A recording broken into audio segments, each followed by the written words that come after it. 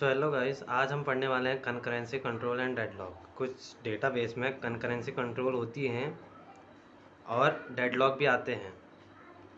तो पहले concurrency control के बारे में बात करते हैं। It means that the same database is executed simultaneously on the multi user system by different user. मतलब एक जैसा डेटाबेस उस मल्टी यूज़र सिस्टम में चल रहे हैं और मल्टीपल यूज़र उसको एक्सेस कर रहे हैं। मतलब जो यूज़र, बहुत सारे यूज़र और बहुत सारे मल्टी प्रोसेसर में सेम डेटाबेस को एग्जीक्यूट कर रहे हैं। तो इससे एक तो जल्दी एक्सेस होगा डेटा, मतलब सबके पास जल्दी से पले जाएगा और मतलब टाइम कम लगेगा, एग्जीक्यूशन टाइम इसमें जल्दी जा फास्टर हो जाएगा। पर कुछ हानियाँ भी होंगी इसमें। जैसे आप लगाओ कि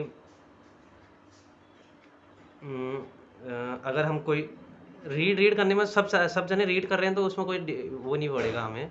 सब जने पढ़ रहे हैं तो उसमें कोई प्रॉब्लम नहीं है। अगर कोई पढ़ रहा है और किसी ने पहले से उसमें ओवरराइट मतलब कुछ ऐसा लिख दिया है, मतलब रॉन्ग डेटा लिख दिया है और उस दूसरे ने पढ़ लिया है, तो एक तो ये प्रॉब्लम हो जाएगी क्योंकि वो गलत डेटा रीड कर लेगा।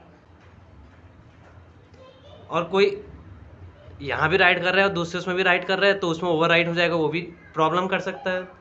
तो प्रॉब्लम देखिए, प्रॉब्लम विद कंकरेंट एग्जीक्यूशन, एक साथ एग्जीक्यूट हो रहा है जब in database transaction two main operation are read and write operation.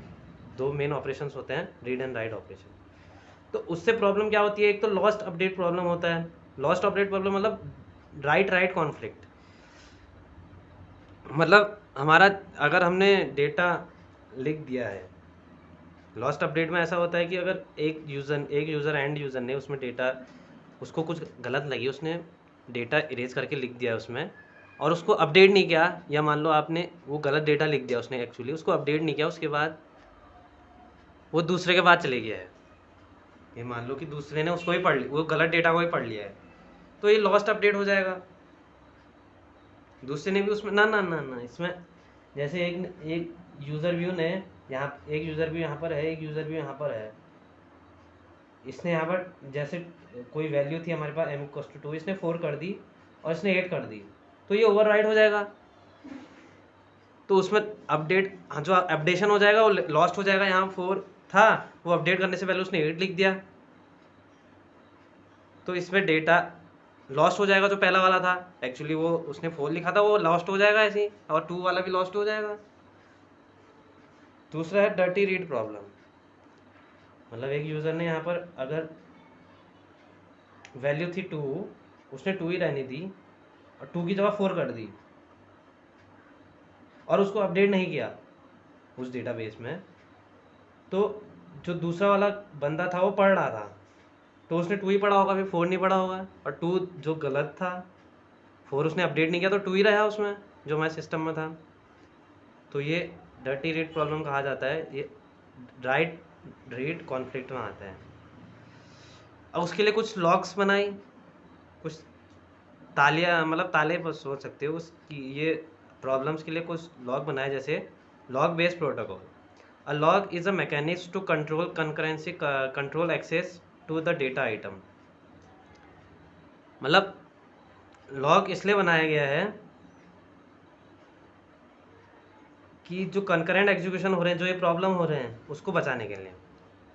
Data item can be locked into 2 models. जो हमारे डेटा आइटम्स है वो कैन बी 2 मॉडल्स में लॉक हो सकते हैं। पहला एक्सक्लूसिव मोड या X mode. The data item can be both read as well as write in X lock is required using X lock instruction. मतलब हमारा जो डेटा है वो रीड भी हो सकता है और एज वेल एज राइट भी हो सकता है एक्स लॉग की हेल्प से। मतलब अपडेट हो जाएगा इसमें अपने आप, लिए हमें करना नहीं पड़ेगा।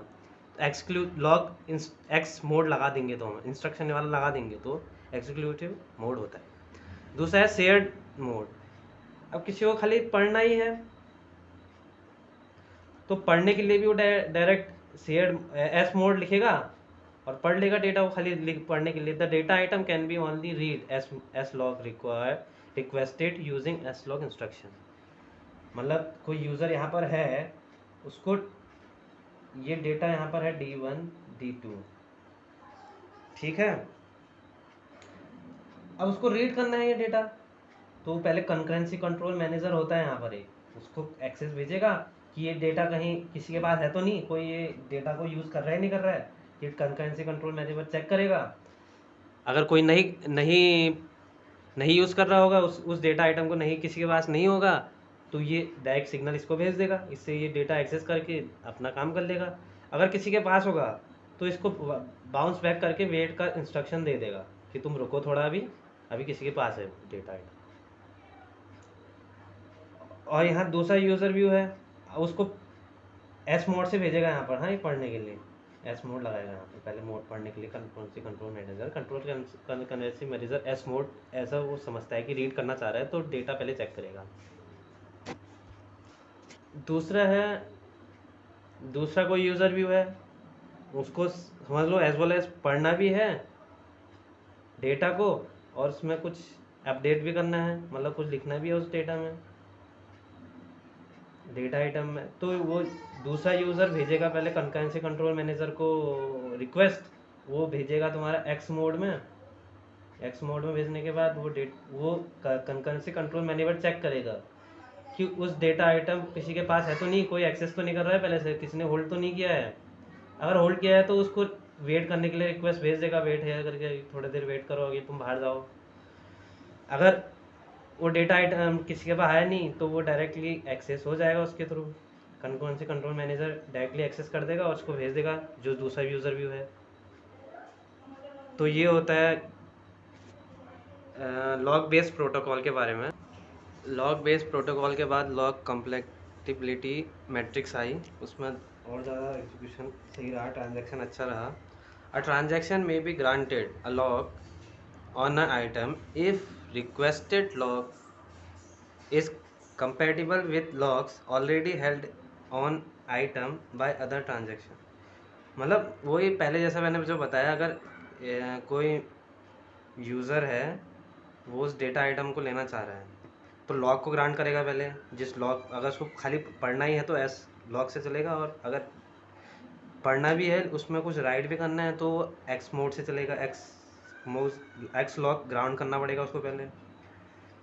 तो अगर किसी के पास होगा वो कंकरेंसी कंट्रोल मैनेजर उसको बैक भेज देगा और कहेगा अभी वेट करो। अगर किसी के पास नहीं होगा वो कंकरेंसी कंट्रोल मैनेजर के थ्रू वो एक्सेस कर लेगा उस डेटा आइटम। तो ये लॉग कंपैटिबिलिटी मैट्रिक्स, अगर किसी यूज़र व्यू को खाली पढ़ना है, वो भी एस मोड डाल रहा है तो सारे यूज़र पढ़ सकते हैं, उसमें ट्रू लिखा गया है।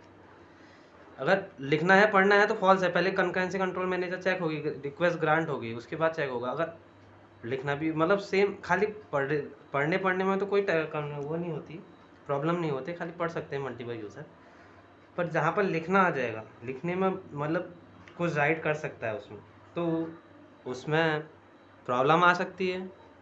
अपडेट नहीं करेगा, खाली लिख लेगा तो दूसरा जो पढ़ना चाह रहा है या लिखना चाह रहा है वो भी गलत कर सकता है।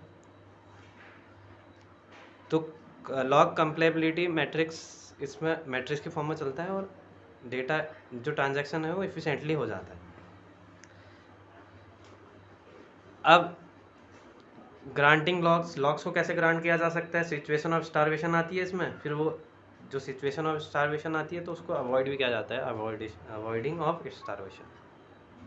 पहले सिचुएशन आ जाती है स्टारवेशन, वही बता दी मैंने, एक अगर होगी तो बैक भेज देगा, अगर नहीं होगी तो उस डेटा आइटम को दे देगा user, concurrency control manager user को दे देगा। अब आते हैं डेडलॉक के बारे में।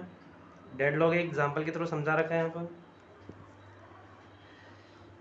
T1 कोई ट्रांजैक्शन है, वो लॉग एक्स उसने भेजा बी पर, कोई बी हमारे ऑपरेशन था, मतलब कोई डेटा आइटम था, उसमें लॉग एक्स भेजा, मतलब उसको पढ़ना भी है लिखना भी है, तो रीड हो गया बी, और उसके बाद उसने अब राइट किया B equal to B minus 50। B मतलब मान लो आपका 100 था, 100 अब हो जा रहा है अपडेट के बिना, अपडेट से 50 हो गया, अपडेट किया नहीं, खाली उसने राइट बी कर दिया, ठीक है। और उसी के वहाँ पर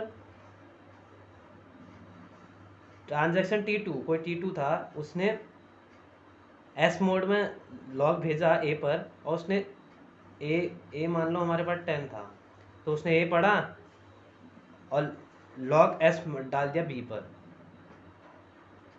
log s डाल दिया बी पर, वो था तुम्हारा 50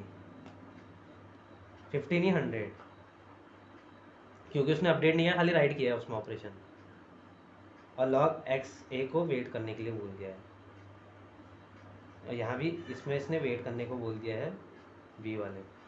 तो इसमें दोनों वेट कर रहे हैं, एक तो डेड लॉक ये हो जाएगी कि दोनों रुके पड़े हैं एक दूसरे के लॉक हटाने के लिए, लॉक देने के लिए। अगर उसको रीड कर लिया उसने, राइट भी कर लिया, उसके बाद उसको अपडेट करके हटा नहीं रहा है, अपने पास उसने लॉक कर दिया है ए को, और वैसे ही यहाँ पर T2 ट्रांजेक्शन ने ए में रीड किया और लॉक कर दिया है बी को, तो इसे डेडलॉक कहते हैं। A deadlock is a situation in which 2 और more transaction are waiting for one another to give up locks. मतलब एक दूसरा चाह रहे हैं, T1 चाह रहा है कि मुझे बी मिल जाए, मतलब ए मिल जाए, जो कि उसने लॉक लगा रखा है पहले से T2 ने, और T2 चाह रहा है मुझे बी मिल जाए जो T1 ने लॉक लगा रखा है, T1 मतलब लिख रहा है उसमें। तो ये डेडलॉक की सिचुएशन हो जाती है, क्योंकि दोनों जो ट्रांजेक्शन है वो रुके पड़े हैं उसी समय, पार्शियल शेड्यूलिंग हो रही है उसमें, पार्शियल शेड्यूलिंग हो रही है, तो ये होता है डेडलॉक।